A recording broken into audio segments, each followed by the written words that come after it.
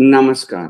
India speak daily में आपका स्वागत है। इंडिया स्पीक डेली अर्थात no left no right only सनातनी वॉइस, और मैं हूं आपका संदीप देव। भारत की इतिहास में सबसे ज्यादा जिस ग्रंथ पर हमले हुए वो मनुस्मृति है, और ज्यादातर हमला करने वालों ने मनुस्मृति पढ़ी नहीं, अथवा पढ़ी भी तो वो विदेश यानी विदेशी भाषा में जो अनुवाद किया गया था बिना अर्थ समझे उसे पढ़ा, और इसलिए मनुस्मृति पर विवाद जब तब उठता रहता है।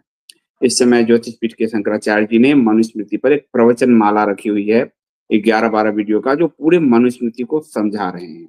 लेकिन मनुस्मृति पर जो सबसे बड़ा विवाद उठता है वो डॉक्टर भीमराव अंबेडकर यानी हमारे जो संविधान निर्माताओं में से एक थे उनको लेकर उठता है। मनुस्मृति को जलाया था उन्होंने, और उन्होंने मनुस्मृति की आलोचना की थी।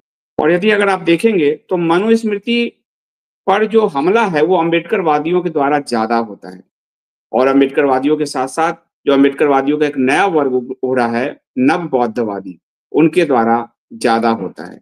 इसलिए हमें मनुस्मृति और अम्बेडकर जी दोनों के विजन को समझना चाहिए, और हमारे लिए प्रसन्नता की बात है कि दोनों के दृष्टिकोण को समझने वाले प्रोफेसर आज हमारे साथ जुड़ेंगे। प्रोफेसर विवेकानंद तिवारी जी जुड़ेंगे, और वो शिमला विश्वविद्यालय में प्रोफेसर हैं। उनकी वर्ण और जाति व्यवस्था पर कई पुस्तकें हैं। मैं कहूंगा मिंटू से दिखाने के लिए, वर्ण एवं जाति व्यवस्था तथा अंबेडकर एक समग्र दृष्टिकोण, अछूत मतवाद का सच, गांधी और अंबेडकर, और पूना समझौता, गांधी और अंबेडकर। तो अंबेडकर पर गहरा रिसर्च है इनका, और अंबेडकर और मनुस्मृति पर भी बहुत गहरा रिसर्च है। तो आज हमको एक संतुलित दृष्टिकोण समझने को मिल सकता है। तो आप लोग हमारे साथ बने रहिए। मैं लौटता हूँ इस प्रोमो के बाद, और फिर सीधे जुड़ेंगे प्रोफेसर साहब के साथ। और जो एक पेंडोरा बॉक्स है जिसको बहुत कुछ लोग खोलने से डरते हैं, और जो खोलते हैं वो नफरत से और घृणा से भरे हुए होते हैं, तो उसको खोलने का प्रयास करेंगे और जानेंगे कि अंबेडकर का दृष्टिकोण मनुस्मृति के प्रति क्या था, और मनुस्मृति वास्तव में क्या है।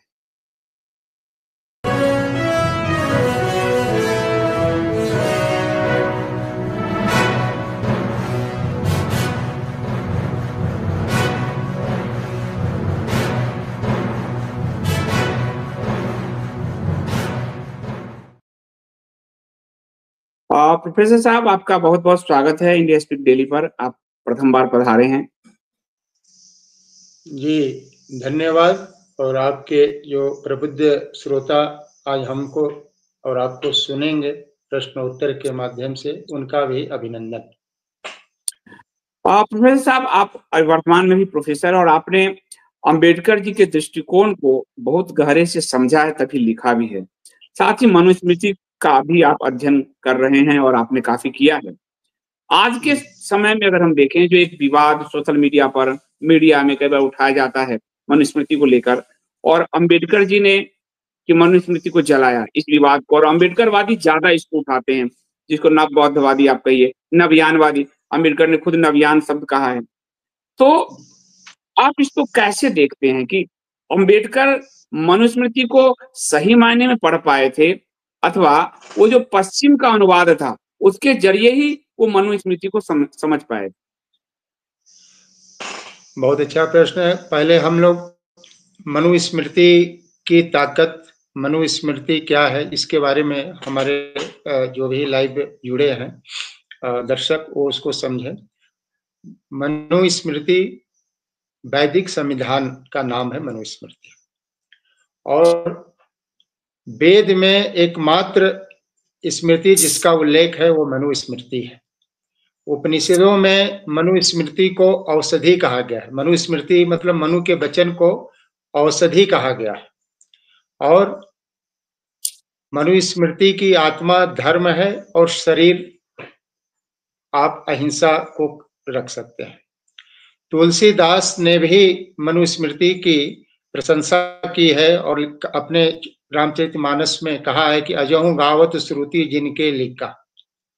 तो मनुस्मृति न केवल भारत में बल्कि विश्व के अनेक देशों के संविधान का मानक ग्रंथ भी है। फिलीपींस में के विधानसभा में मनु की स्मृति लगाई गई है। बर्मा में वहां के संविधान का नाम नीतिसार है। कंबोडिया के संविधान का नाम भी नीतिसार है।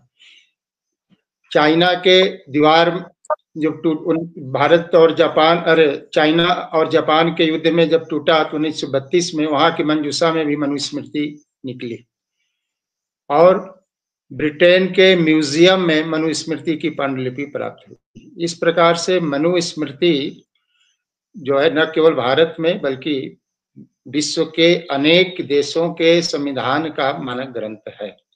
और सच में यदि मनुष्य को मनुष्य बनना है तो एक बार निश्चित रूप से गुरु परंपरा में मनुस्मृति को गंभीरता से अध्ययन करना चाहिए। मनुस्मृति में जो है अनेक चीजों को आप देख सकते हैं जो समाज को जोड़ने और समाज को एकबद्ध करने के लिए जो है उसके श्लोक आज भी प्रासंगिक है। नारी का उल्लेख किया जाता है। नारी के लिए कहा गया यत्र नार्यन्तु पूजन्ते तत्र देवता, मतलब जहां नारी का पूजा का मतलब होता है जहां सम्मान किया जाता है। पूजा का मतलब ये नहीं कि उनको आरती उतारे, जहां नारी की सम्मान होती है वहां देवता वास करते हैं। आगे कहा गया है कि नारी को प्रसन्न रखना चाहिए पुरुष को, और जब वो प्रसन्न रहेगी तो वंश वृद्धि आगे बढ़ेगा। और किन्हीं कारण से अगर पुरुष के वचन से व्यवहार से मनसा वचन क्रमण अगर नारी शोक में जाती है या मतलब दुख में जाती है तो वंश का विनाश हो जाता है।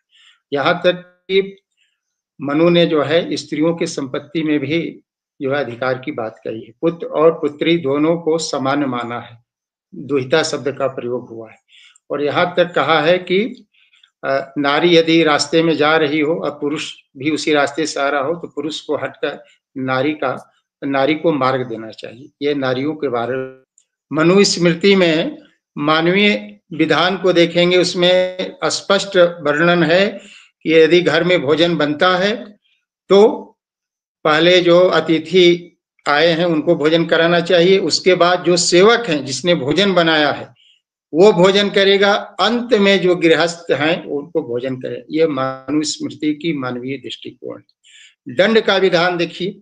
दंड के विधान में कहा गया है कि कोई चोरी करते हुए शूद्र पकड़ा जाता है तो उसे 8 गुना दंड मिलेगा। वही अगर वैश्य है तो 8 का दूना 16 गुना, और यदि क्षत्रिय है तो 32 गुना, ब्राह्मण हो तो 68 गुना या 100 गुना या उसके दुगुना 128 गुना। अर्थात कि जो मनुस्मृति में जो दंड का विधान है वह जो है व्यक्ति समाज और प्रबुद्धता को आधार बनाकर किया। जो जितने प्रबुद्ध है उसको उतना ही अधिक दंड का भागी बनाया गया, उसको उतना ही अधिक दंड दिया गया कि उससे समाज पर क्या प्रभाव पड़ता है, करने वाला किस कोटि का है। तो जो जानते हुए भी अगर दंड अपराध करता है तो उसे दंड का ज्यादा भागी बनाना पड़ता है। ये जो है ये दंड विधान मनुस्मृति की है। आज आप देख लीजिए किस प्रकार से आज का दंड व्यवस्था ज्यादा उच्चतर है कि मनुस्मृति की ज्यादा उच्चतर है। अब जो मुख्य जो व्यवस्था वर्ण व्यवस्था की है उस पर हम आते हैं। मनु महाराज ने 4 वर्ण की स्थापना की और यहाँ जो वर्ण और जाति अलग अलग है। जो अंग्रेजी में कास्ट जो ट्रांसलेट किया गया वर्ण का वो सही शब्द नहीं है ना। और अंग्रेजों में पश्चिमी देशों में जो है वर्ण नाम की कोई जो है वस्तु उनको जो है था नहीं। वो जाति को जानते थे, वर्ण को समझ भी नहीं पाते थे। तो क्लास के जगह पर जो है ये कास्ट को जो है उन्होंने शब्द को लिया। कास्ट भी पुर्तगीज शब्द है। यहाँ से ही जो है घालमेल होता है लोग वर्ण और जाति की जो है। मनु महाराज ने स्पष्ट किया है कि मैंने केवल 4 वर्णों की जो है स्थापना किया है, कोई 5वां वर्ण नहीं है। जाति उपजाति का कोई भी जो है उसमें उल्लेख ही नहीं है जो है। तो इस प्रकार से जो है मनुस्मृति में जो वर्ण व्यवस्था है वह जो है व्यक्ति के पेशा पे आधारित है, और उसी में कहा गया है कि इसका निर्धारण आचार्य योग्यता के आधार पर करते हैं। जो जिस योग्य होता है, अगर उसमें पठन पाठन और बौद्धिक प्रबुद्धता का जो है लक्षण ज्यादा है तो ब्राह्मण है, जो जिसमें शक्ति संचय ज्यादा है वो क्षत्रिय है, और व्यापार बिजनेस का जिसको मन स्थिति है वो बिजनेस है। जो तीनों से रह जाते हैं, जो तीनों में नहीं आ पाते हैं, वो शूद्र है। शूद्र का मतलब ये नहीं है कि आप जो है ये व्यवसाय वाचक है, न कि जाति वाचक। पृथ्वी को भी शूद्र कहा गया, घोड़ा को भी शूद्र कहा गया। तो ये तो दोनों अपवित्र नहीं, पृथ्वी तो सबका भरण पोषण करती है। तो इस प्रकार से हमें समझना चाहिए कि वर्ण अलग है, जाति अलग है, और मनु महाराज ने कभी भी जो है उनके मनुस्मृति में जाति उपजाति का उल्लेख नहीं है, और उन्होंने केवल 4 वर्ण बनाया है, 5वां वर्ण नहीं बनाया। जो सबसे ज्यादा जो लोगों को असुविधा होती है और जो मंत्र को पुरुष सूक्त के लोग कोड करता है वो भी उसका गलत करता है। जैसे आप हमसे प्रश्न कर रहे हैं, मैं उसका उत्तर दे रहा हूँ। तो 2 भागों में है। पहले प्रश्न किया जा रहा है पुरुष सूक्त में, जो है प्रश्न है कि यत पुरुषम व्याधु कदिधा वैकल्प वैकल्प यज्ञम मुखम किमस्य की बाहु का उरुपद उच्यते। मतलब कहा जो वर्ण व्यवस्था की कल्पना की गई जो, तो उसको एक पुरुष के रूप में वर्ण बनाने वाले ने किया और कहा कि तुम किसको मुख बनाए हो, किसको बाहु बनाए हो, किसको जो है तुम जो है जंघा, उरु माने जंघा बनाए, किसको पद बनाए। ये प्रश्न है। अब उसका उत्तर दूसरे भाग में है, जिसको कि पहला प्रश्न को लोग हटा देता है एक षड्यंत्र के तहत और उत्तर को देता है। तब उसका उत्तर है कि ब्राह्मणवस्य मुखमासित बाहु राजन्यकृत जो है जो पुरुष, उसको क्या गया कि मैंने जो है मुख्य इसको बनाया है और इसको बनाया। तो एक शरीर की कल्पना से जो है इसको वर्ण व्यवस्था का जो है रूप को जो है उसमें परिभाषित किया गया है। और वर्ण जो है ये जो है व्यवसाय का सूचक है, जाति का सूचक नहीं है। अब जो है अहिंसा की बात आती है। विश्व के किसी भी ग्रंथ में मनुस्मृति के अलावा अहिंसा की इतनी व्यापक परिभाषा नहीं दी गई जितनी मनुस्मृति में। अहिंसा में 8 प्रकार के जो है चीजों को रखा गया कि 8 प्रकार के लोग दोषी होते। अगर मांस भक्षण करने वाला, मांस लाने वाला, मांस पकाने वाला, जिसके प्रेरणा से जीव की हत्या है वो, जो जीव की हत्या करता है वो, मतलब इस प्रकार से 8 प्रकार के जो है चीजों को जोड़ा गया है अहिंसा में। इतनी व्यापक जो है परिचर्चा जो है किसी भी ग्रंथ में विश्व के नहीं मिलेगा। इस प्रकार से बाद के क्षेत्रों में जो है इसमें छेपक जोड़ दिया गया, और भाषा की दृष्टि से, शैली के दृष्टि से, है ना, और अन्य जो है चीजों को उसमें ध्यान में रखकर जो है उस छेपक को किया गया। वर्तमान मनुस्मृति में 2860 मंत्र हैं और उसमें से लगभग 1230 ही मूल है, बाकी छेपक। और छेपक जो जुड़ा वो शुंग काल में जो था, शुंग काल में एक सुमति भार्गव थे शुंग काल में, जो अपने को मनु कहते थे, उन्होंने उसमें छेपक काफी उसमें जोड़ा। तो जो शुंग कालीन मनुस्मृति है उसी का अंग्रेजी अनुवाद जो किया गया, और अंग्रेजों ने उसको मनुस्मृति को पढ़ा। पढ़ने के बाद उन्होंने देखा कि अरे इतनी प्रांजल और इतनी नीति सार पुस्तक तो विश्व में कहीं है ही नहीं, और जब तक मनुस्मृति रहेगी भारत को परतंत्र करना लगभग असंभव है। तो उन्होंने अनेक भारतीय बिके हुए विद्वानों को और विश्व के अनेक ऐसे विद्वान को जो संस्कृत जानते थे, और विश्व के जो दूसरे धर्म के जो संस्कृत जानते थे, उनका देश संस्कृत के प्रति कोई निष्ठा नहीं थी। उनका एकमात्र उद्देश्य था कि भारत के धर्म को, सनातन धर्म को विकृत करना। उसमें मैक्स मुलर प्रथम उसका नाम है, इसने भारतीय संस्कृति को विकृत करने के लिए संस्कृत का अध्ययन किया और अनेक मिलावटी जो है मिलावटी श्लोकों को उसमें जोड़ दिया। 2 एक उदाहरण आपको मैं इसमें देता हूं, जिससे ये स्पष्ट हो जाएगा। अब जैसे ब्रह्मचर्य अवस्था में गुरुकुल में विद्यार्थी पढ़ने जाता है, तो उसमें कहा गया है कि गुरु को प्रतिदिन प्रणाम करना चाहिए। उसी के नीचे छेपक जोड़ दिया गया है कि विद्यार्थी को, ब्रह्मचारी को प्रत्येक दिन अपने सास ससुर को प्रणाम करना चाहिए। अब ये देखिए कि जब विद्यार्थी जीवन में जब व्यक्ति की शादी ही नहीं हुई है, तो कहाँ से जो है सास ससुर आ गए। ऐसे कई ऐसे मंत्र हैं जहाँ छेपक के रूप में उसको जोड़ा गया है। ऐसे स्त्रियों के भी बारे में मैंने पहले ही बताया कि स्त्री के बारे में कितना वर्णन जो है अच्छे भाव से किया गया मनुस्मृति में। बाद में कुछ कुछ उसमें छेपक जोड़ दिया गया, तो संभव ही नहीं है। और कई दुरुक्तियां हुई है, कई चीजों, एक ही चीजों को कई जगह जो है उसको और जो है उसमें जो है समायोजित किया गया है। तो इस आधार पर वो छेपक चीजों को जोड़ने से जो है, और विशेषकर अंग्रेजों ने इसको वो किया, वामपंथी इतिहासकारों ने इसको और बढ़ाया। तो प्रोफेसर साहब, डॉक्टर अंबेडकर ने भी छेपक वाला पढ़ा, अंग्रेजी अनुवाद पढ़ा, संस्कृत में उन्होंने नहीं पढ़ा था, क्योंकि डॉक्टर अंबेडकर पर ये आरोप तो लगते हैं कि एक बार उन्होंने मनुस्मृति जलाई, या उनके साथ के ब्राह्मण ने जलाई, शास्त्र बुद्धे जी ने जलाई।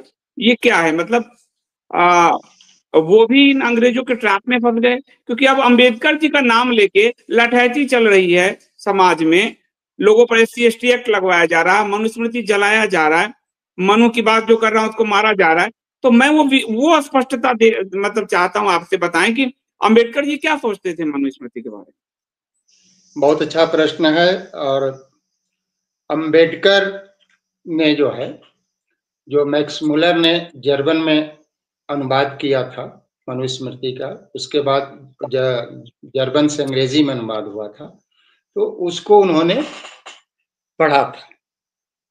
और महाड़ के जल सत्याग्रह 1927 में जो है एक प्रतिशोध के भावना से उन्होंने मनुस्मृति के अंग्रेजी अंक, जिसमें मतलब 80% मंत्र छेपक थे, उसका उन्होंने दहन कराया। फिर भी उन्होंने मनुस्मृति का बड़ा सम्मान किया। वो स्वयं न जलाकर 3 साधुओं के माध्यम से, जिसमें 2 दलित थे, एक ब्राह्मण थे, नीलकंठ शास्त्री बुद्धे, उनको उनके द्वारा उन्होंने जलाया। और उस समय अंबेडकर की आयु 37 साल थी। उसके बाद उन्होंने कभी भी मनुस्मृति को कभी न जलाया, और न ही जो है उन्होंने कभी कहा अपने अनुयायियों को कि तुम मनुस्मृति को जलाना। 25 दिसंबर की घटना है। और आज अनेक ऐसे लोग जो आप प्रारंभ में भूमिका में कहे कि मनुस्मृति का कखा गगा भी नहीं जानते हैं, और ना अंबेडकर के विचार को जानते हैं। अंबेडकर ने तो कभी नहीं कहा कि मनुस्मृति को जला। एक बार जलाए थे, वो भी युवावस्था था, बाद में उनको लगा कि गलती हुई, उसका उन्होंने स्पष्टीकरण भी दिया, है ना। उसके बाद उन्होंने कभी भी न मनुस्मृति जलाई, न जलाने का जो है अपने अनुयायियों को आह्वान किया। अगर वो किए होते तो एक विषय था, कहीं कुछ नहीं। JNU में जो शिक्षा का, आधुनिक शिक्षा का बड़ा केंद्र माना जाता, वहां कुछ दिन पहले की घटना थी, वहां के छात्रों ने मनुस्मृति को जलाया। तो वहां कुछ लोगों ने पूछा कि भाई आपने जो जलाया, कौन सा आपको उसमें श्लोक या कौन सा चैप्टर आपको आपत्तिजनक लगा जिसको आप जलाए? तो उन्होंने कहा कि हमने तो कभी पढ़ा ही नहीं है, अंबेडकर जी ने कभी जलाया था तो उसी के वो में देखा देखी हम लोग। मतलब जो आपने कहा कि जो मनुस्मृति को पढ़ा भी नहीं है, जानता भी नहीं है कि मनु महाराज कौन थे। मनु महाराज वर्ण से क्षत्रिय थे। 99% लोग नहीं जानते, ब्राह्मण जानकर ब्राह्मणों को गाली देते।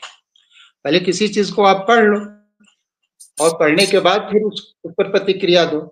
डॉक्टर अंबेडकर अपने को सूर्यवंशी क्षत्रिय करते थे, कोई शूद्रा में उन्होंने वर्णन किया। और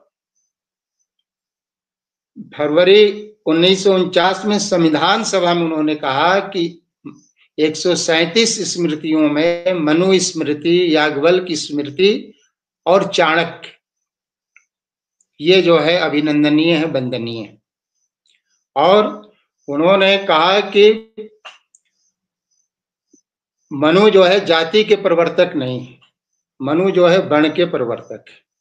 वर्ण और जाति दो अलग अलग। अंबेडकर संपूर्ण वाङ्मय उनका 7, 8, 9 में भी देखा जा सकता है, उस सिद्रा में भी देखा जा सकता है।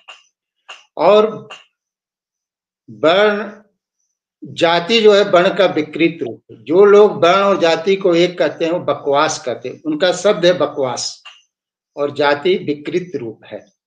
और उन्होंने कहा कि प्रारंभ में बौद्ध काल तक जो है वर्ण व्यवस्था लचीलापन था, अंतरजातीय विवाह होता था, अंतर्भोज होता था। बौद्ध काल के बाद जो है स्थिति ज्यादा बिगड़ी और जाति उपजाति में ज्यादा जो विभाजित। ये अम्बेडकर के जो है वचन। और अम्बेडकर मनुस्मृति की प्रशंसा भी करते हैं कि उसमें जो है स्त्रियों के संपत्ति का अधिकार, और अम्बेडकर ने संविधान के अनेक अनुच्छेदों में जो है मनुस्मृति के बातों को समायोजित की। तो यह कहना कि अम्बेडकर जो है मनु के विरोधी थे, मनुस्मृति के विरोधी थी, यह बिल्कुल गलत है। बाद में उन्होंने मनुस्मृति की अनेक अच्छाइयों की ओर भी जो है ध्यान जो है वो किया, मतलब लोगों का आकृष्ट किया। और विश्व के प्रथम जो है वर्ण के प्रवर्तक के रूप में मनु की उन्होंने प्रशंसा की। ये जो है मनुस्मृति। तो प्रोफेसर साहब एक बात मैं पूछता हूँ, मनुस्मृति में 4 वर्ण थे, ठीक है, संविधान बना, संविधान ने भी तो वही किया, एसटी, एसटी, ओबीसी, सवर्ण, वो भी तो 4 ही पे बात किया। और संविधान इससे आगे बढ़ गया। संविधान के बाद मंडल कमीशन आया, आज 60,000 जातियां बन गई है। ये 60,000 जातियां वाला पॉलिटिकल सिस्टम और ये संविधान, इसको सही करने की जगह मनु महाराज को गाली देना एकदम शॉर्टकट नहीं लग रहा है? मनु ने तो 4 वर्ण कहे और आज 60,000 जातियां कहां से पैदा हो गई? कौन मंडल कमीशन बना दिया गया, जातियां पैदा कर दी गई, एसटी जो है, उसके बाद ओबीसी और सवर्ण। तो मनु से अलग तो आप गए नहीं, उल्टा आपने समाज को विकृत कर दिया 60,000 जातियां पैदा करके। तो इस पे बात कब होगी? देखिए, आपने बड़ा अच्छा प्रश्न किया। देखिए, अलग अलग काल के लिए अलग अलग स्मृतियों का वर्णन है। कलयुग में मनुस्मृति का कोई मतलब नहीं, कलयुग में पराशर स्मृति मान्य होता है। वो भी कुछ आपको इसमें विवाद का विषय है, तो पराशर स्मृति वो सतयुग में मनुस्मृति का वर्णन। अब जब संविधान लागू हो गया, जैसा कि आपने बताया, तो उसके बाद मनुस्मृति का क्या मतलब है? मनुस्मृति का दहन या मनुस्मृति का विरोध, ये तो बिल्कुल एक राजनीतिक स्टंट है। और मनुस्मृति की ये ताकत थी कि जितने भी शासन के हम उदाहरण देते हैं, जो अभिनंदनीय है, जो वंदनीय है, जो उदाहरणीय है, चाहे वो चंद्रगुप्त मौर्य का शासन हो, विक्रमादित्य का शासन हो, या जिसको हम लोग राम राज्य कहते हैं, राम राज्य का शासन हो, बाद के काल में शिवाजी का शासन हो, सभी के सभी का आधार मनुस्मृति थी। आज का कोई भी ऐसा शासन तंत्र नहीं है जिसका हम उदाहरण दें और इतिहास में एक अच्छे जो है पल के रूप में हम लोग याद करें। मनुस्मृति का ये ताकत है कि हजारों वर्षों तक समाज को एक साथ एक बद्ध और संगठित किए रहा, कोई बिखराव आने नहीं दिया। अभी जो आप बोल रहे हैं, इतनी जाति उपजाति और तमाम तरह की विसंगतियां, जाति जनगणना, अंग्रेजों ने जो जाति जनगणना कराई थी उसी को एडॉप्ट किया जा रहा है।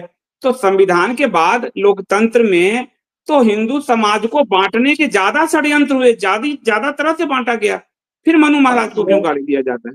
यह वैश्विक षड्यंत्र है और उसके टूल्स किट भारत में भी उपलब्ध है। ये तो भारत और सनातन को विनष्ट करने के लिए ये वैश्विक षड्यंत्र जो है बहुत सैकड़ों साल से चला रहा, आज भी है। तो उसको जो है कैसे समाज को जो है सामाजिक ताना बाना को कैसे छिन्न भिन्न किया जाए, उसके लिए अनेक जो है प्रयोजन किए जाते हैं।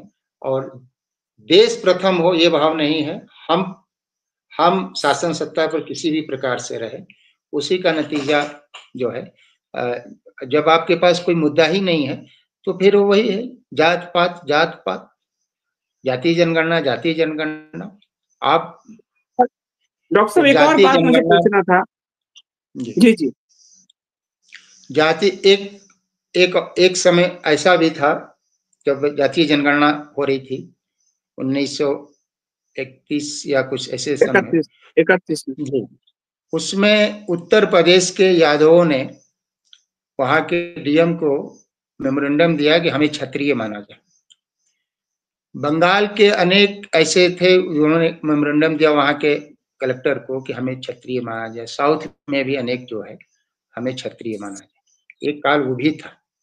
एक काल अभी का है कि हमें अनुसूचित जाति घोषित किया जाए, अनुसूचित जनजाति घोषित किया जाए। इसके लिए पूरे के पूरे जो है तंत्र को छिन्न भिन्न किया जा रहा है और सैकड़ों लोग अपने प्राणों की आहुति देते रहे हैं मतलब और प्रोफेसर साहब, करोड़ों लाखों की जो है एक संपत्ति सरकारी जो है वो भी विध्वंस किया जा रहा है।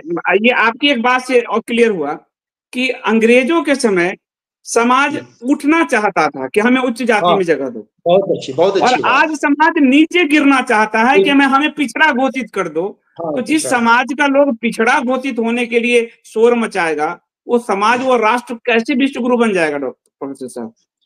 संभव ही नहीं है, संभव ही नहीं है। और मैं आपको बता दूं कि अंबेडकर आरक्षण के विरोधी थे।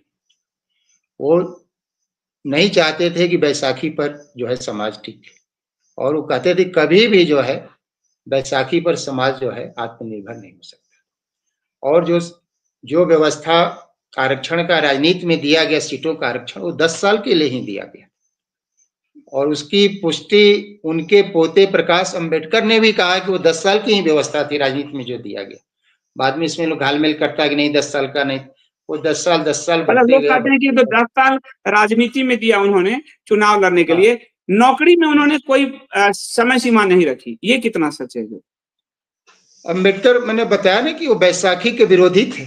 आज भी समाज खड़ा नहीं हो पाया, केवल नौकरी के आश्रय पर वो समाज खड़ा नहीं हो पाएगा। कितनी सरकारी नौकरियां हैं। आपको एक जब शूद्र की बात आप कहें तो शिल्प कला, लघु उद्योग धंधा, कृषि, ये सब किसके हाथ में था? ये जो शूद्र हैं उनके हाथ में था। आज के जो अंबेडकर ने कहा कि जो शूद्र की बात मतलब वैदिक काल में मनुस्मृति में कहा गया है, वो शूद्र आज वाले शूद्र नहीं है। ये अंबेडकर की बात मैं कोट कर रहा हूं कि जो मनुस्मृति में शूद्रों का वर्णन किया गया है वो शूद्र आज के शूद्र नहीं है। और इनको तो अपना आत्मबल बढ़ाकर उद्योग धंधे में बड़े बड़े, इनको तो सैकड़ों लोगों को रोजगार देना चाहिए, लेकिन वो बातें आई, विकसित नहीं हुई।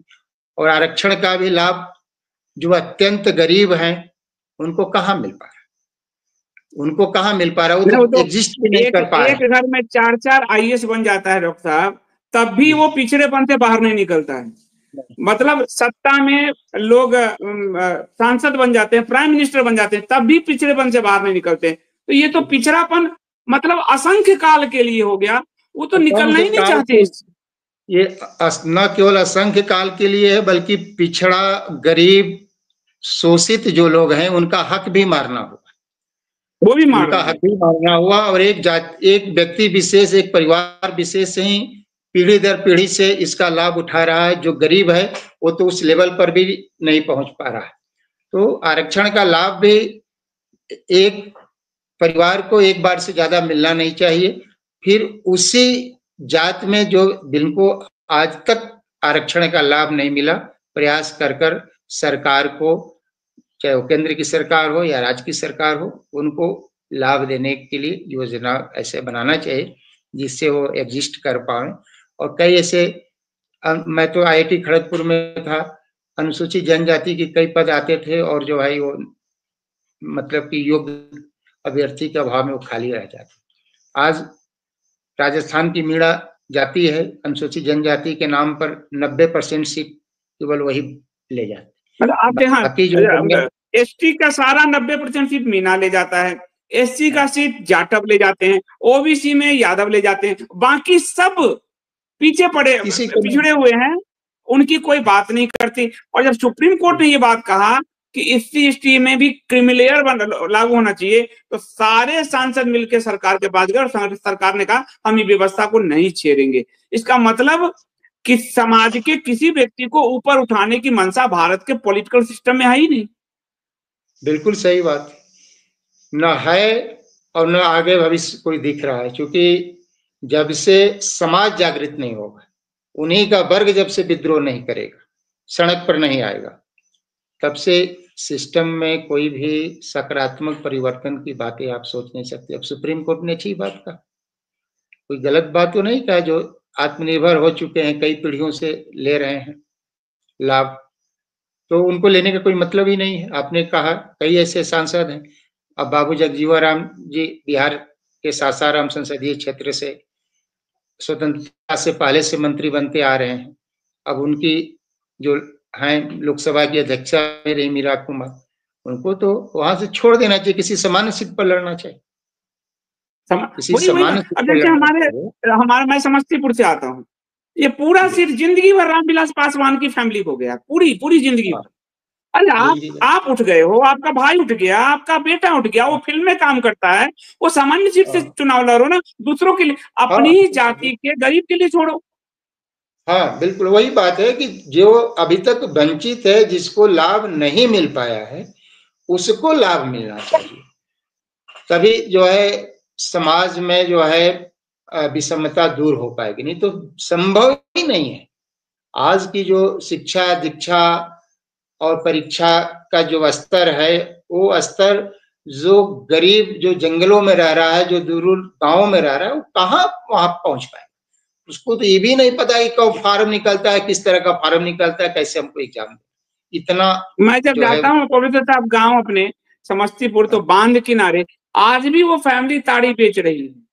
हाँ, इतना सामाजिक समरसता का नारा हुआ, इतना ढेकना हुआ, उन सामाजिक समरसता के नाम पे, सामाजिक न्याय के नाम पर कितने लोगों की राजनीतिक दुकान चल गई, परिवार करोड़पति अरबपति हो गया, वो आज भी ताड़ी बेच रहा है।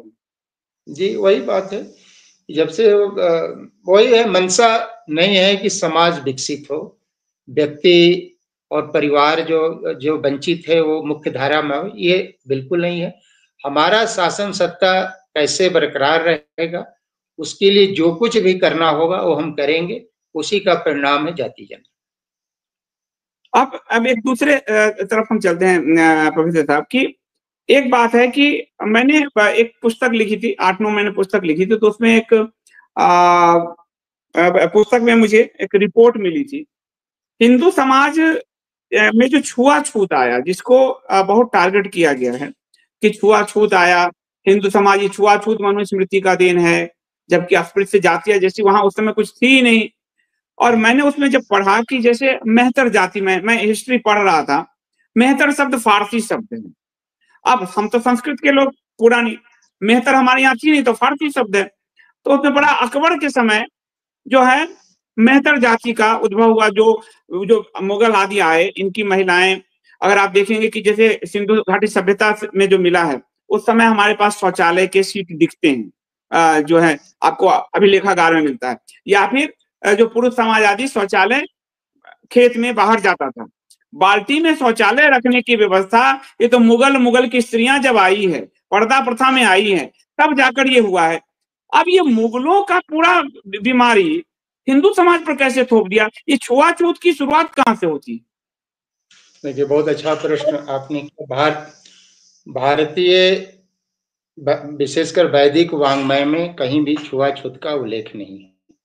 जितने भी विदेशी यात्री भारत में आए हैं, चाहे वो चंद्रगुप्त के समय में आए हों या हर्षवर्धन के समय में आए हों, किसी ने भी छुआछूत का उल्लेख नहीं किया। चाणक्य ने अपनी पुस्तक अर्थशास्त्र में शूद्रों को आर्य कहा और उन्हें सेना में भी भर्ती का अधिकार है, और उनका स्वाभाविक वृत्ति वार्ता का है। वार्ता मतलब कृषि, वाणिज्य और व्यापार। यह जो है चाणक्य ने अपने ग्रंथ अर्थशास्त्र में वार्ता जो है शूद्रों का जो है स्वाभाविक वृत्ति कहा है, जबकि गीता में वार्ता वैश्यों का स्वाभाविक वृत्ति कहा गया है।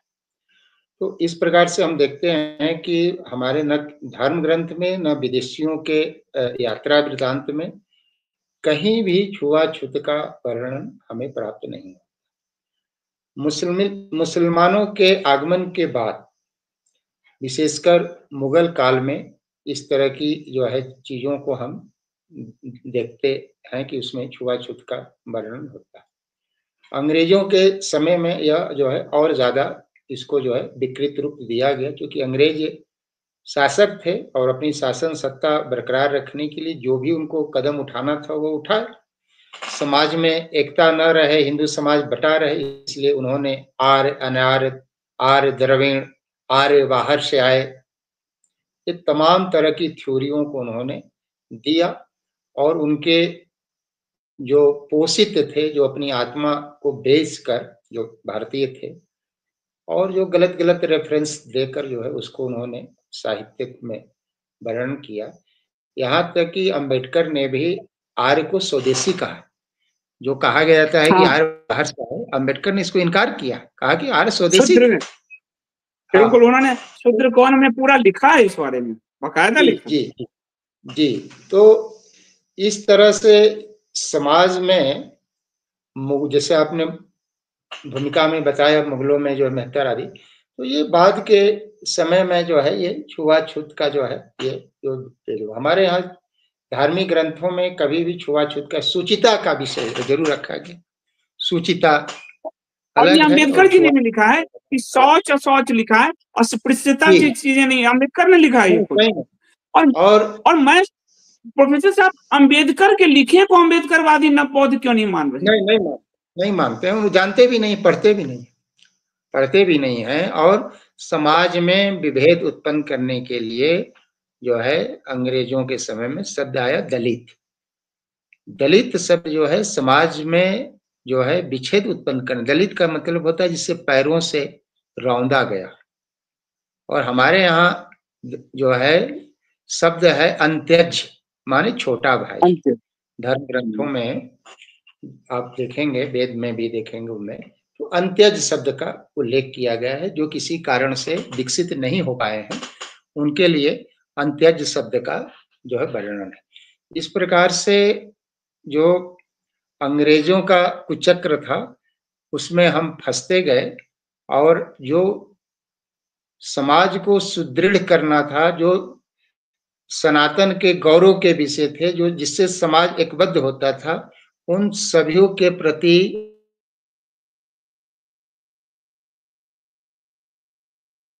और उसका दुष्परिणाम हम लोग आज तक भुगत रहे हैं और भगवान जाने कब तक भुगतते रहेंगे। ये अंग्रेजों का कुचक्र था। अब अंग्रेजों के बाद तो स्वतंत्रता के बाद प्रोफेसर साहब हमने सोचा था कि उतना अंग्रेजों ने भी कुचक्र नहीं रखा जितना स्वतंत्रता के बाद से आज तक चला आ रहा है कुचक्र हिंदू समाज को बांटने का। जैसे मैं दिल्ली में रहता हूँ, तो मैं आपको सच बताऊं, और जब गांव जाता हूँ तो हमारे नाई अपना रोजगार छोड़ दिया, हमारे माली ने अपना रोजगार छोड़ दिया, बढ़ई ने अपना रोजगार छोड़ दिया, सबके बेटे। और मैं देखता हूँ कहीं कोई सरकारी नौकरी नहीं मिल रही है, 10-15 हजार पर सिक्योरिटी गार्ड की नौकरी कर रहे हैं। और वो काम आज शहर में ढूंढने से मुझे हिंदू नाई नहीं मिलता, मुस्लिम नाई मिलता है। ढूंढने से मुझे बढ़ई नहीं मिलता, मुस्लिम मिलता है। ढूंढने से मुझे लोहार नहीं मिलता, मुस्लिम मिलता है। तो आप देखिए हिंदू समाज को कैसे अपाहिज बनाकर, सरकारी नौकरी का डुगडुगी उनको थमाकर उस समाज को अपाहिज बना दिया गया। बिल्कुल पैरों में बेड़ियां डाली गई। और जब हमारे पैरों में बेड़ियां डाली जाएगी तो बगल वाला तो तेज दौड़ेगा, निकल जाएगा, धीरे भी दौड़ेगा। और आज मुस्लिम समाज को देखिए कि वो सारा छोटा रोजगार जो लघु उद्योग जिसको कहिए, आज वो सब पूरी तरह से मुस्लिम समाज के पास चला गया। तो प्रोफेसर सर आपको लगता नहीं है कि जानबूझकर हिंदू समाज को कमजोर करने के लिए और मुस्लिम समाज को मजबूत करने के लिए ये पूरा एक षड्यंत्र किया गया है? बिल्कुल आप सही कह रहे हैं। देखिए अभी आपने नाई की बात की, आज नाई जो है मजदूर बनकर रह गए। बड़े बड़े जो क्या बोलते हैं जहाँ बाल उल कटता है, उसका कुछ नाम भी है, सैलून। सैलून के अलावा कुछ और भी नाम किया गया, वहां वो मजदूरी कर रहे हैं। मालिक कौन है? अलग अलग जाति के लोग मालिक, नाई मालिक नहीं है। जो है नाई मालिक नहीं है, वो नौकर काम करता है, रोज काम करेगा, और बड़े बड़े शोरूम टाइप का बना हुआ है उसमें जो है, और वो अलग अलग जातियों का है। आप आर्यपुट एक अंग्रेज अधिकारी था, टीपू सुल्तान से युद्ध होने के बाद उसकी नाक कट गई थी, काट दिया गया था, और अपनी नाक लेकर वो भागा, और इसी हिमाचल प्रदेश के कांगड़ा में नाई जाति के जो डॉक्टर, समझ लीजिए कि नाई कौन था, वो सर्जन का भी काम करते थे, कहाँ से पिछड़ा हो गया, उसने उसके नाक को सर्जरी कर जोड़, नाई जाति। तो वही जो आप और हम बताने का कोशिश कर रहे हैं कि समाज में विभेद पैदा करने के लिए अगड़ा पिछड़ा। आप बताइए, जो सर्जरी का काम कर रहा हो वो कहाँ से पिछड़ा हो गया? और प्रोफेसर साहब, ब्राह्मण क्षत्रियों के विवाह नाई के बिना नहीं हो सकते। ब्राह्मण क्षत्रियों के विवाह नाई के बिना नहीं हो सकते थे जी। और समाज, भारत विश्व गुरु तभी था जब गांव गांव में कुटीर उद्योग धंधे तमाम चीजें थी, और उसमें जो है हस्त शिल्प कला में भारत की जो है मुकाबला विश्व नहीं कर सकता था। और वो पर्यावरण की दृष्टि से भी कितना उत्तम था कि कहीं कोई पर्यावरण को भी प्रदूषित नहीं किया जाता। वो एक सिस्टम था, परंपरा था। भारत आत्मनिर्भर गांव था, एक दो गांव आपस में मिलकर अपनी आवश्यकताओं की सारी वस्तुएं पूर्ति कर लेते थे। बीमार पड़ने पर 10-5 गांव में एक वैद्य जी होते थे, और उन्होंने नाड़ी देखा, और वहीं के संसाधन जड़ी बूटी से उनका इलाज हो गया। और आज तो कितने प्रकार के टेस्ट हो रहे हैं कि हमें भी आपको पता नहीं है। व्यक्ति हर बड़े शहर के दूसरे घर में कोई ना कोई कैंसर का जो है मरीज है। सारी चीजों को अस्त व्यस्त कर दिया गया। जो गाय स्वर्ण भस्म के आधार पर जो है स्वर्ण भस्म को जो है अपने दूध में देकर जो है अमृत बनाती थी, वो देसी गाय लगभग विलुप्त हो गई। अब जो गाय हम लोग दूध कर रहे हैं वो गांव-गांव में, शहर में कैंसर हो रहा है। जो हमारी एक सिस्टम था कृषि का, कि हजारों साल तक हम कृषि करते थे, लेकिन भूमि कभी जो है बंजर नहीं होती थी। कृषि क्रांति ने, उर्वरकों का प्रयोग ने 100-200 वर्षों में भूमि बंजर हो गई। और आपको जानकर आश्चर्य होगा कि पंजाब के कई जिलों में भूमि में कैंसर हो गया। तो वो विधा हमारी जो थी वो ज्यादा सशक्त थी, ज्यादा उपयोगी थी मनुष्य के लिए, पर्यावरण के लिए, जीव जंतु के लिए। आज की जो राक्षसी प्रवृत्ति जो बनी हुई है, जिससे कि मानवता, न केवल मानवता नष्ट हो रहा है बल्कि प्रकृति भी नष्ट के कगार पर, वो सही है। आप देख लीजिए, मनुस्मृति में नारी का जो विवरण किया गया था, आप देख लीजिए आज हर जिले में फैमिली कोर्ट हो रहा है। हमारे यहाँ कोई तलाक का कोई कंसेप्ट नहीं था। ये मैं हमारे जो श्रोता सुन रहे हैं, मैं उनको संकेत कर रहा हूं कि आप मनन करिए कि जो अभी का सिस्टम लागू किया गया है वो कितना हमारे लिए उपयोगी है, कितना हानिकारक है। आज हमारे यहाँ आज जो है ओल्ड होम बन रहा है। हमारे यहाँ तो कभी इस तरह की कल्पना नहीं थी, कभी कहीं बना नहीं था। तो वो सिस्टम बढ़िया है कि ये सिस्टम बढ़िया? और हम लोग मानसिक गुलामी से आज भी नहीं उबर पाए हैं। जो विदेशों में जिस पर प्रतिबंध लग जाता है उसी का प्रयोग हम यहाँ कर रहे हैं। यूरिया का प्रयोग कर रहे हैं, फास्ट फूड का प्रयोग कर रहे हैं। जो हमारी अच्छी चीजें हैं वो विदेशी अपना रहे हैं, वो मठा अपना रहे हैं, तुलसी अपना रहे हैं, योग अपना रहे हैं, आयुर्वेद की दवा अपना रहे हैं। भारतीय पद्धति से आकर बनारस, हरिद्वार, ऋषिकेश में शादी कर रहे हैं। और हम लोग क्या कर रहे हैं वो आप देखिए। एक बात प्रोफेसर साहब, आपके साथ ये वार्ता मैं हर सप्ताह भी जारी रखूंगा। बहुत सारे प्रश्न हैं हमारे, और अगर आप समय दे पाए हमें तो मैं चाहता हूँ इस गुत्थी को सुलझाया जाए वैचारिक रूप से अगर 100-200 लोग भी इस चीज को समझ जाते हैं, 1000 लोग भी समझ जाते हैं, तो बड़ा चेंज आ सकता है, एक व्यक्ति भी चेंज ला सकता है। तो ये वार्ता हम लोगों की जारी रहेगी प्रोफेसर साहब के साथ। कुछ लोग अगर प्रोफेसर साहब से प्रश्न पूछना चाहते हैं जाति पर, मनुस्मृति पर और अंबेडकर जी पर, तो आप पूछ सकते हैं। और लास्ट जब तक प्रश्न आता है, आप भविष्य में ये जो दलित राजनीति आप देख रहे हैं, अब तो बढ़ता जा रहा, जाति जनगणना हो रही है, इसकी क्या दशा दिशा देखते हैं, ये कहाँ ले जाएगा भारत? अभी जो दिशा में हम और हमारा भारतीय समाज बह रहा है,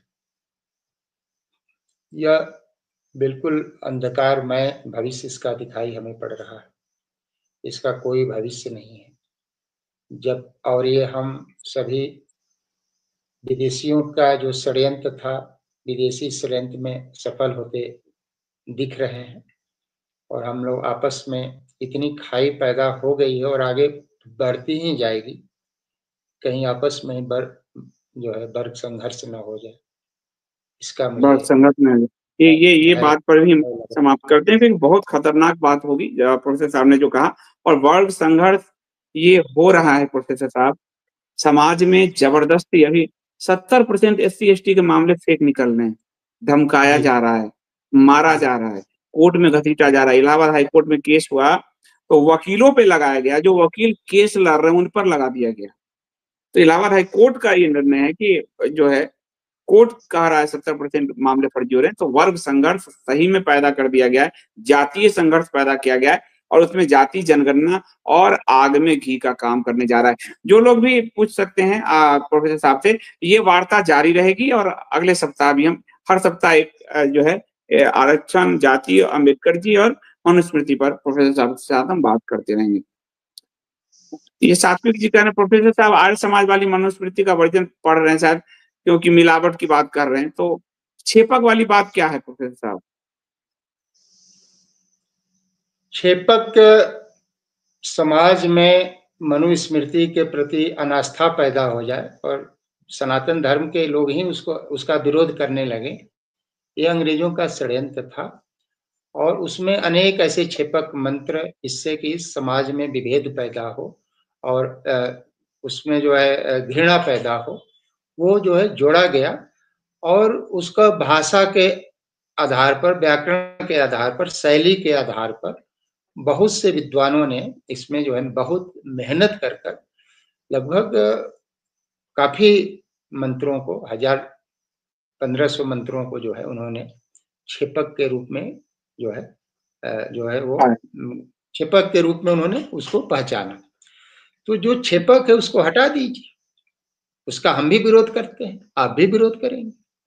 और जो अच्छी चीजें हैं, है ना, मनुस्मृति में मनुष्य का क्या कर्तव्य होना चाहिए, माता पिता के प्रति क्या कर्तव्य होना चाहिए, पति पत्नी के प्रति क्या कर्तव्य होना चाहिए, जीव मात्र के प्रति क्या कर्तव्य होना चाहिए, प्रकृति के प्रति क्या कर्तव्य होना चाहिए, इस तरह का हमें आचरण करना चाहिए।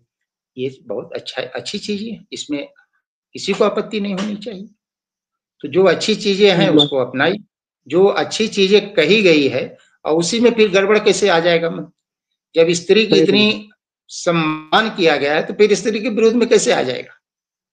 जब जो है अहिंसा के लिए 8 प्रकार का लोगों को दोषी माना गया है, फिर उसमें पशु बलि कैसे आ गया? ये तो बाद में सब जोड़ा गया ना, अपने स्वार्थ के लिए जो है विभेद पैदा करने के लिए सब जोड़ा गया। अब पशु बलि का जी विरोध किया गया। अब उसमें क्या तर्क दिया गया कि जो यज्ञ में जो आहुति दिया जाता है वो प्रसाद के रूप में ग्रहण किया जा सकता है यज्ञ में। आप बताइए, एक कुतर्क हुआ ना। जो मनुस्मृति में 8 प्रकार के लोगों को दोषी माना गया हिंसा के लिए, जो प्रेरित करे, जो करे, जो पकावे, जो खावे, जो ले आवे, है? फिर उसमें पशु बलि और चीजें कहाँ आ जाएगा? और जिस मनुस्मृति में कहा गया हो कि गृहस्थ से पहले जो भोजन बना रहा हो, जो जिसको आप शूद्र कहें या सेवक कहें, पहले उसको भोजन कराना चाहिए। फिर गलत बातें जो है शूद्रों के बारे में या अंत्यजों के बारे में कैसे हो? एक ही ग्रंथ में दो तरह की बातें कैसे हो सकती है? ये तो आप और हम सभी को मनन करना चाहिए कि तो वो सही होगा या कि तो ये सही होगा।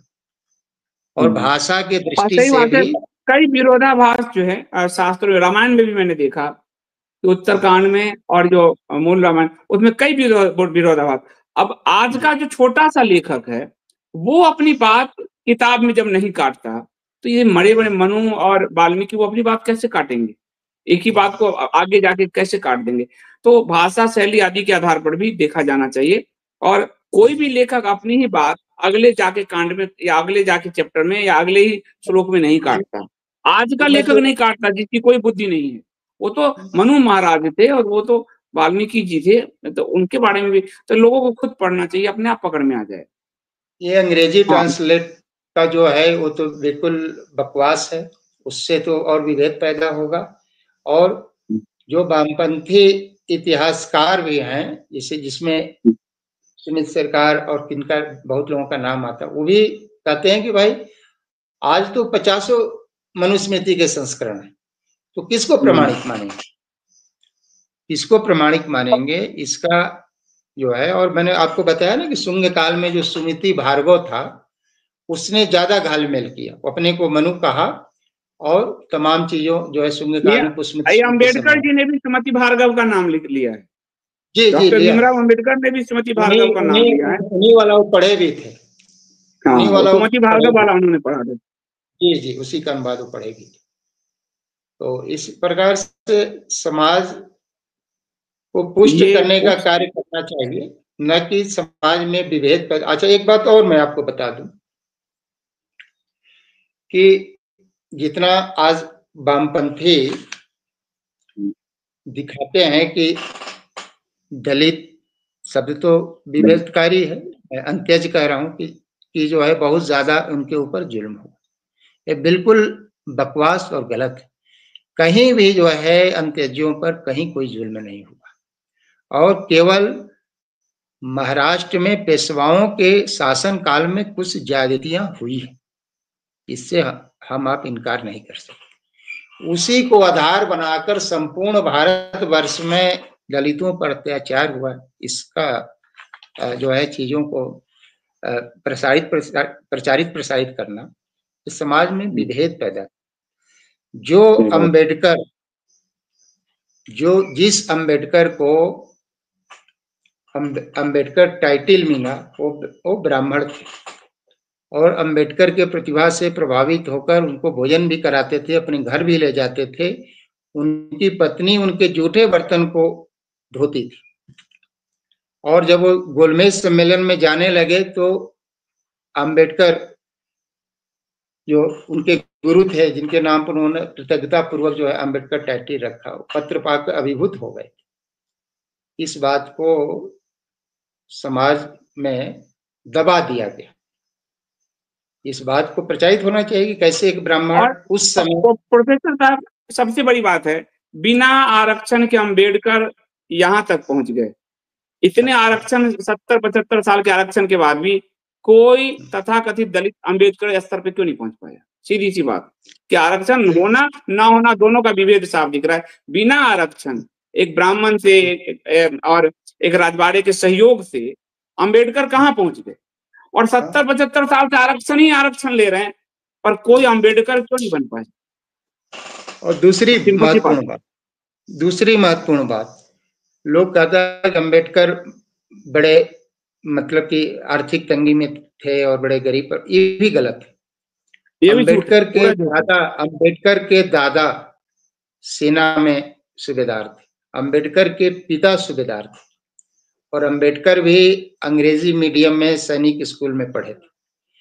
अन्य जो गरीब वंचित उनके समाज के लोग थे जिनका आर्थिक स्थिति सच में खराब था, सामाजिक स्थिति भी भयावह थी, उसके अपेक्षा अंबेडकर के आर्थिक और सामाजिक दोनों स्थिति अच्छी थी। इसको भी मतलब कोट करना चाहिए कि अंबेडकर गड़बड़ नहीं। शोषित थे, वंचित थे, हिसाब चुकता करना चाहते थे, पता नहीं क्या-क्या कह दिया गया समाज में और लोगों ने मान लिया, कान कौवा ले गया। वो विभेद पैदा करने के लिए समाज में, और वही ये बात टूल्स है, ये तो टूल और है आगे और ले लो विदेशियों प्रश्न। के। विदेशियों की और अब तो स्वतंत्रता के बाद नेताओं के, सारे नेता वैसी निकल गए। नेता भी तो विदेशी टूल है। हाँ वही, नरपत सिंह इतने देवरा उनको जी कह रहे हैं, पैसा प्रोफेसर फंडिंग साहब होता ने है, यहाँ तो नरपत फंडिंग सिंह होता है, पैसा मिलता है ना, और पैसे के लिए कुछ भी कर सकते हैं। समाज भी तो हमारा बहुत मतलब हाँ, स्तर नरपत गिरा सिंह जी हुआ। कह रहे हैं, प्रोफेसर साहब नरपत सिंह देवरा जी कह रहे हैं कि प्रोफेसर साहब ने दो बात कही। एक, युवा अम्बेडकर 37 वर्ष के थे तभी मनुस्मृति जलाए, तभी साथ खड़े, बाद में मनुस्मृति का विरोध नहीं किया। दूसरा, मनु महाराज क्षत्रिय थे, ब्राह्मण नहीं। यह हो सकता है तो अस्पष्टता दी, मतलब अस्पष्टता चाहते हैं। अब इसमें क्या, इसमें तो मैंने स्पष्ट विषय रख ही दिया कि वो मनुस्मृति का अंग्रेजी संस्करण वो पढ़े थे, उसमें 80% मंत्र छेपक थे, जिससे जो है तमाम गलत गलत बातें उसमें कही गई थी, और अम्बेडकर एक प्रतिशोध के एवज में उसका जो है उन्होंने दहन किया अंग्रेजी संस्करण का, जिसमें तमाम गलत गलत बातें उसमें लिखी गई थी। उसमें तमाम था कि शूद्र जो है वेद का मंत्र अगर उसके जाता है उसके कान में शीशा पिघलाकर डाल, तमाम चीजें जिससे कि नफरत पैदा हो। और उस समय युवा अवस्था उनकी थी 37 साल की अवस्था में, जब वो 1927 में मनुस्मृति का दहन 25 दिसंबर को किए थे, वो 37 साल के थे। उसके बाद कभी भी कहीं भी मनुस्मृति का दहन उनके द्वारा न किया गया और न अपने अनुयायियों को कभी प्रेरित किया गया। मैं तो बहुत चीजें उन्होंने लिख कर गया है कि मेरी मूर्ति, उन्होंने तो लिखा कि मेरी मूर्ति कहीं नहीं लगानी चाहिए, वो मूर्ति सब पूजा जगह लग के रही, विरोधी, और सब जगह और लग सबसे रही। ज्यादा अम्बेडकर की ही मूर्ति लगी। तो उनकी बात को मान कौन रहा है? उनके बात को उन्होंने मान कहा कौन रहा है? सबसे पहले वो संविधान मैं फाड़ूंगा। आज संविधान को भारत के धर्मशास्त्रों के ऊपर रख दिया है। तो अब तो और कोई मनुस्मृति का विषय ही नहीं है ना, अब तो संविधान के आधार पर हम लोग शासित हो रहे हैं। अब मनुस्मृति का तो कोई मतलब ही नहीं है। ये तो अपनी राजनीतिक चमकाने के लिए और समाज में विभेद पैदा करने के लिए ये सब बातें जलाना फलाना वो करना। अरे पहले पढ़ तो लो। सही बात। ये तो विक्की जी कह रहे हैं, प्रोफेसर साहब, विक्की जी कह रहे हैं जो SC/ST का मुकदमा पे सरकार खुद पैसे देती है, एक तरह से प्रोत्साहित करती है, वो पैसे लेने के लिए लोग फर्जी मुकदमा करते हैं, वो कैसे रुकेगा? अब समाज को जागृत करना पड़ेगा। जो समाज में समरसता थी पहले, सभी जैसे हम लोग हैं, आप भी अपने गांव में चाहे कोई किसी जात का हो, उम्र में बड़ा हो तो भैया बोलते हैं, चाचा बोलते हैं। उसके लड़की की शादी है तो सभी लोग, पूरे गांव के लोग मिलकर करते हैं। उसका दामाद आता है तो पूरे गांव का दामाद होता है, चाहे वो किसी भी जाति का। तो समाज में जब इस तरह की समरसता का भाव पहले था, पहले तो नहीं होता था। पहले इस तरह की बातें कहाँ आती थी, और छोटी मोटी बातें कहीं आए भी तो समाज के प्रबुद्ध 5 लोग बैठकर इसको वहीं बैठकर मिनटों में इसका समाधान कर देते। 1 घंटा होने वाला है, तो आज इस विमर्श को प्रोफेसर साहब रोकते हैं। 1 घंटा होने वाला है और मुझे लगता है कि हम अगले सप्ताह जो है इस विमर्श को कंटिन्यू रखेंगे। आपका बहुत बहुत धन्यवाद प्रोफेसर साहब कि आपने अम्बेडकर और के बारे में जो लोगों के मन में विभेद है उसको बहुत हद तक सॉल्व करने का प्रयास किया, और अगले सप्ताह इसको फिर हम कंटिन्यू करते हैं। बहुत बहुत धन्यवाद। बहुत बहुत आपका भी आभार कि आपने इतने महत्वपूर्ण विषय को रखा और मुझे अपने बात को रखने का आपने मंच प्रदान किया। मैं हृदय से आपका भी आभारी हूँ। और जो कुछ अच्छी बातें मेरे द्वारा कही गई हो, लोगों को ग्राह्य हुआ हो, उसका श्रेय आपको जाएगा। और कुछ बातें मैं नहीं रख पाया हूँ, वो मेरी अपनी लघुता होगी, मेरा अध्ययन अगले सप्ताह रखेंगे प्रोफेसर साहब, हर सप्ताह हम इस पे करेंगे, एक बड़ा लंबा डिस्कोर्स चलाते हैं। बहुत बहुत धन्यवाद जी। जी नमस्कार।